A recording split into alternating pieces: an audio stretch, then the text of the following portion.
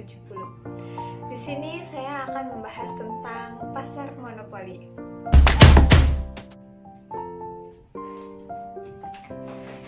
Assalamualaikum semua.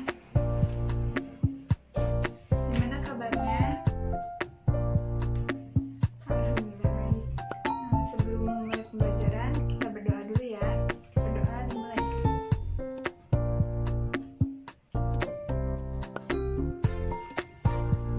Berdoa selesai. Baik, sebelum mulai, Ibu mau absen dulu ya. Ani hadir? Hadir. Oke. Salim hadir? Nilam hadir? Ayu hadir? Felisa hadir? Niko hadir? Rina hadir? Rifki hadir? Rara hadir? Rita hadir? Oke, berarti hari ini hadir semua ya. Jadi anak-anak, ada yang tahu hari ini kita akan membahas apa? Apa yuk? Ya benar, hari ini kita akan membahas pasar monopoli. Ada yang tahu apa itu pasar monopoli? Ya benar.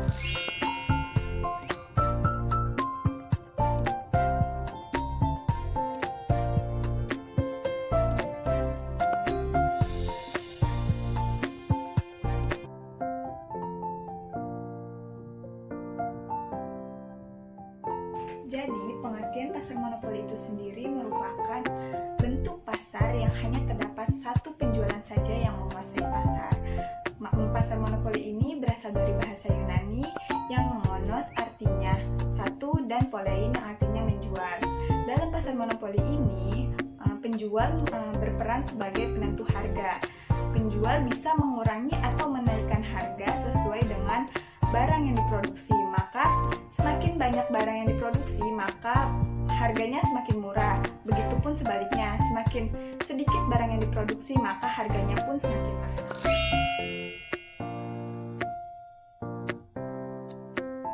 Faktor-faktor timbulnya monopoli. Ada yang tahu apa saja yang menjadi penyebab faktor-faktor timbulnya monopoli? Ya, baik.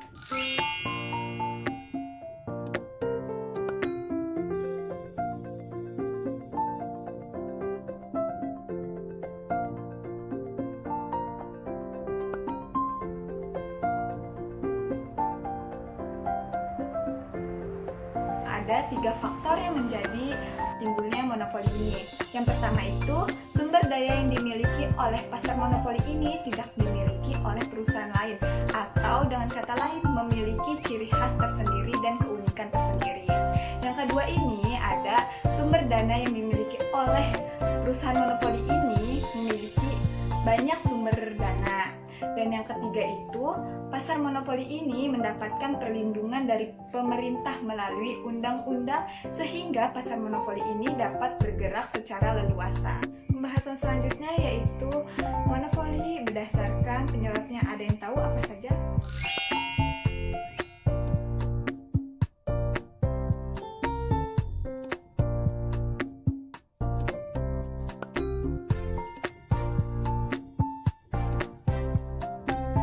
Yang pertama itu ada monopoli alamiah. Monopoli alamiah terjadi karena secara alami dan disebabkan oleh segala sesuatu yang alami pula.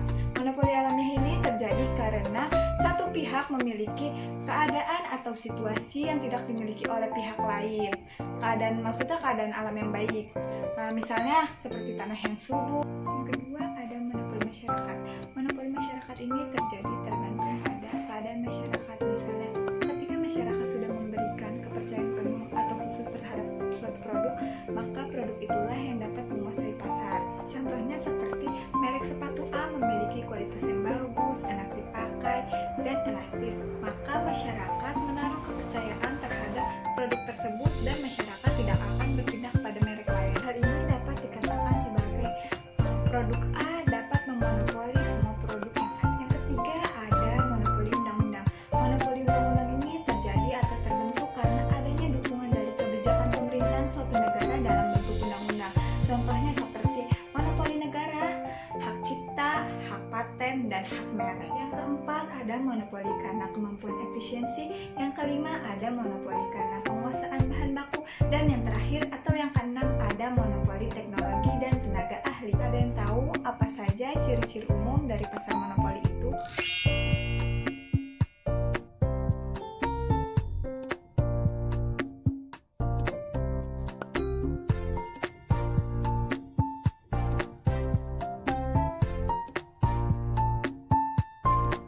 Ciri-ciri pasar monopoli secara umum.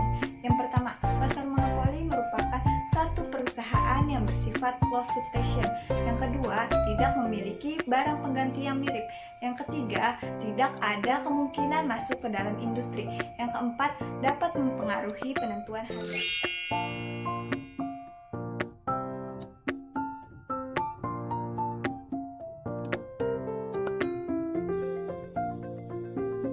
Adapun kelebihan dan kelemahan yang dimiliki oleh pasar monopoli.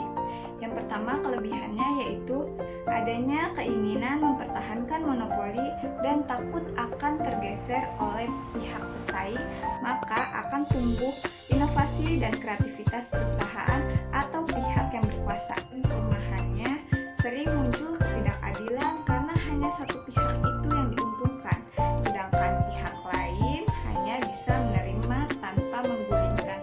Baik anak-anak, selanjutnya kita masuk pada materi permintaan. Ada yang tahu apa yang dimaksud dengan permintaan?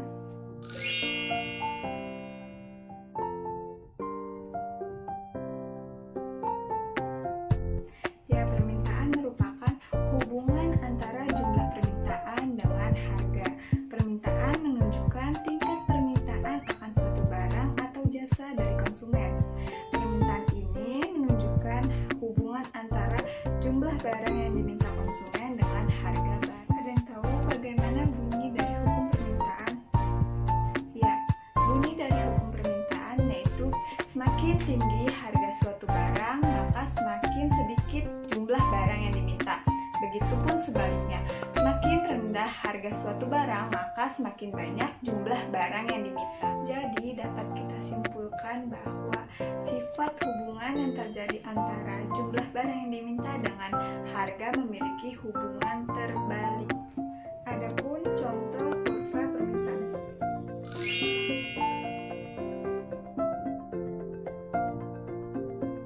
Selanjutnya yaitu penawaran dan hukum penawaran. Ada yang tahu apa yang dimaksud dengan penawaran? Ya, penawaran merupakan suatu barang yang ditawarkan oleh penjual pada suatu pasar tertentu, periode tertentu, dan tingkat harga tertentu.